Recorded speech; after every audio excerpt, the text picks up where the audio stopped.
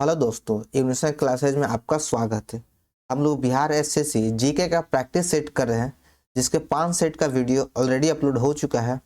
अगर आप लोग अभी यह नहीं देखे हैं तो इसके प्लेलिस्ट का लिंक डिस्क्रिप्शन बॉक्स में दिया गया है, वहां से आप लोग पहले का वीडियो देख सकते हैं। आज हम लोग प्रैक्टिस सेट नंबर 6 करेंगे और आप लोग को इन सभी सेट का पीडीएफ चाहिए तो पीडीएफ आपको हमारे टेलीग्राम चैनल पर मिल जाएगा, जिसका लिंक डिस्क्रिप्शन बॉक्स में दिया गया है। आप वहां से जाके ज्वाइन कर सकते हैं। या टेलीग्राम चैनल का नाम इग्निशन क्लासेज है, आप ये भी सर्च करेंगे तो आ जाएगा। तो चलिए हम लोग बढ़ते हैं अपने प्रश्न की ओर। और उससे पहले अगर आप लोग चैनल पर नए हैं तो चैनल को सब्सक्राइब करना ना भूलें। देखते हैं पहला क्वेश्चन। पहला क्वेश्चन है, भारतीय राष्ट्रीय कांग्रेस के किस सत्र में वंदे मातरम पहली बार गाया गया था? तो यह पहली बार कांग्रेस के कलकत्ता अधिवेशन 1896 ईस्वी में गाया गया था। ऑप्शन सी सही है।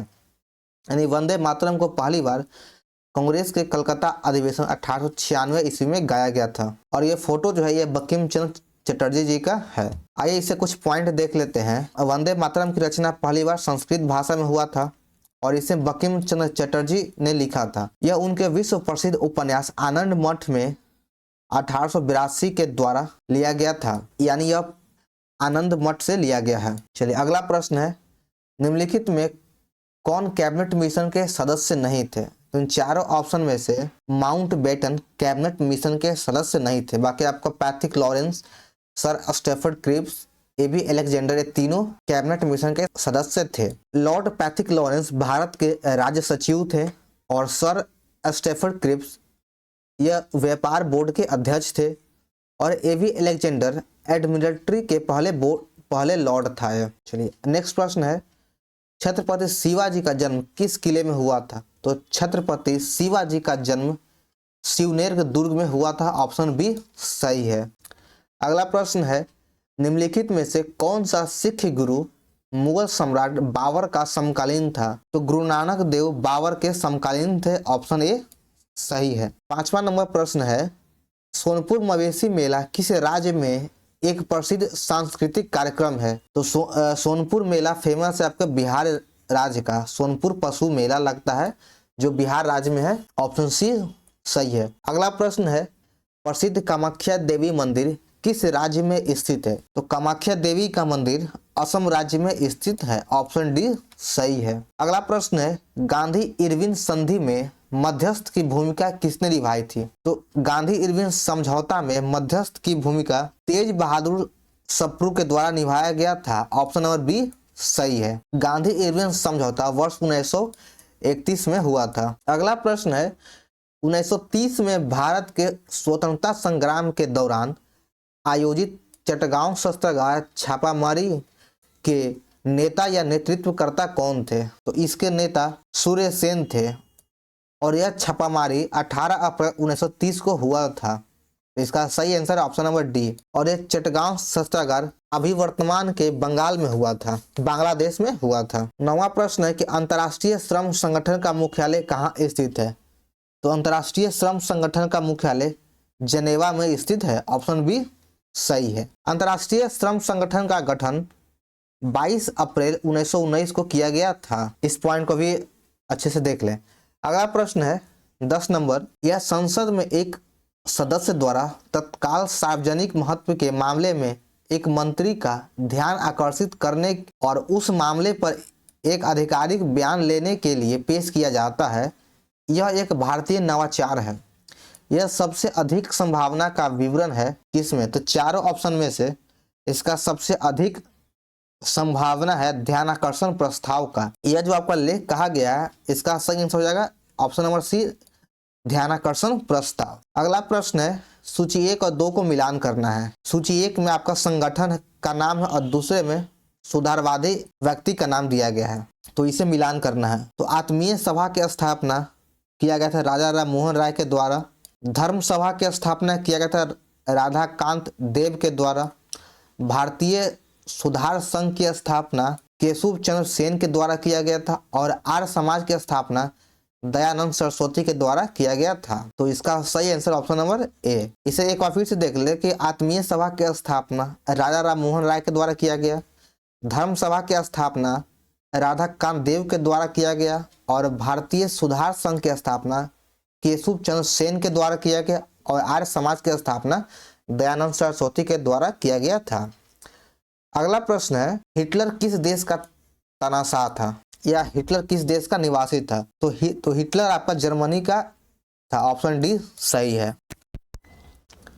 अगला प्रश्न है, बिहार का निम्नलिखित में कौन सा स्थान अपने वन्य जीवन के लिए प्रसिद्ध है? तो वह है पटना। ऑप्शन नंबर सी सही है। पटना वन्य जीवन के लिए प्रसिद्ध है। अगला प्रश्न है, लगभग 200 वर्षों के लिए उत्तरी प्राचीन भारत का कौन सा क्षेत्र सबसे महत्वपूर्ण महाजनपद बना रहा? तो 200 वर्षों के लिए सबसे महत्वपूर्ण महाजनपद था, उसका नाम था वह है मगध। ऑप्शन नंबर सी सही है।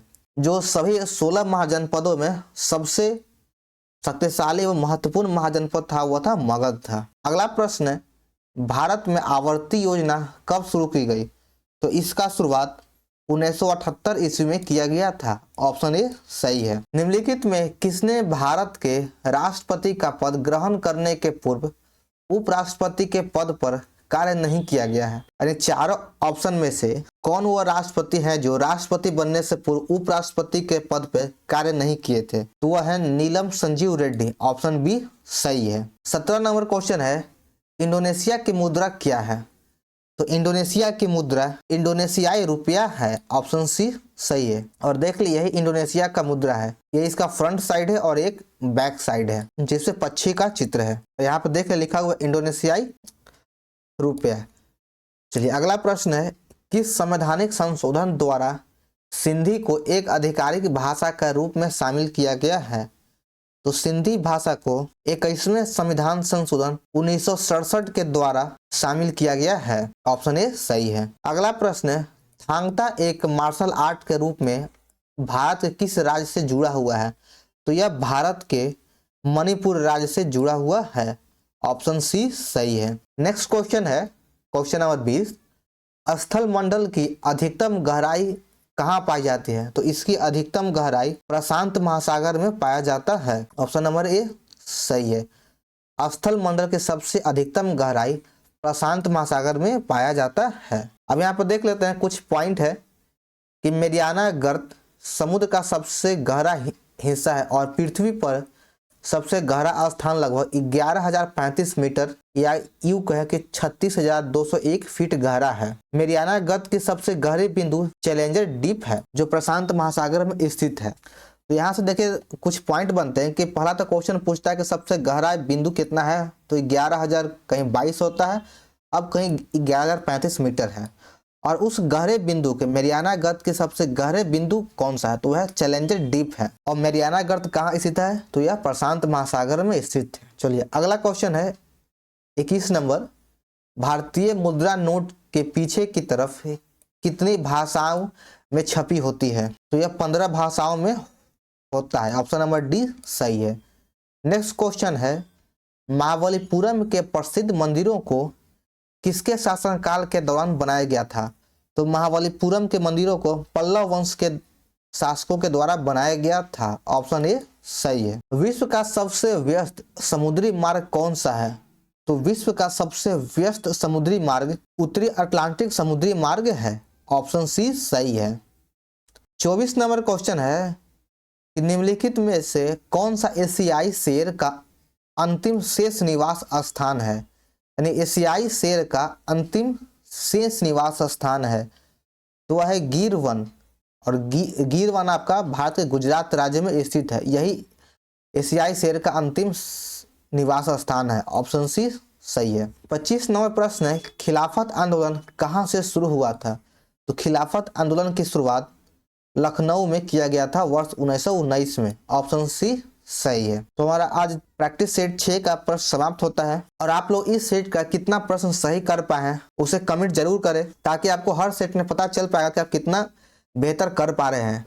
और वीडियो कैसा लगा कमेंट करें, चैनल को सब्सक्राइब करें और वीडियो को लाइक करना न भूलें और वीडियो को ज़्यादा से ज़्यादा शेयर करें। तो चलिए हम लोग मिलते हैं फिर अगले सेट में।